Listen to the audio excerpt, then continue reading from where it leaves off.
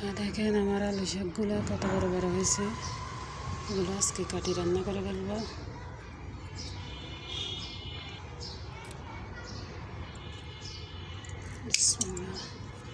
এগুলো অনেক জায়গায় জানে না খাই যে এগুলো রসুন বাগা দিয়ে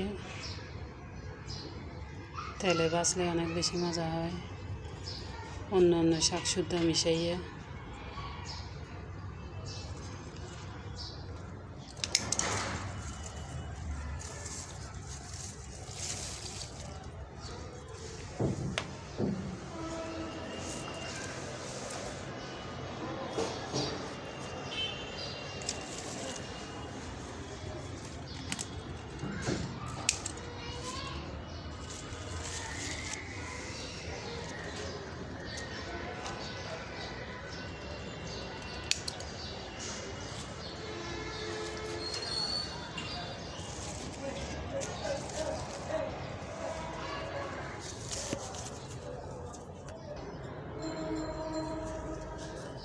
গুলো হয়ে গেছে।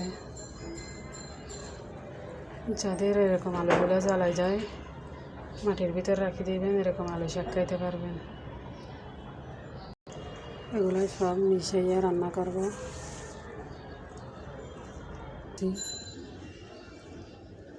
বিচি দিয়ে টুইর মাছটা আমাদের বাড়ির থেকে পাঠাইছে, পুকুরের মাছ, টুইর মাছ অনেক বড়।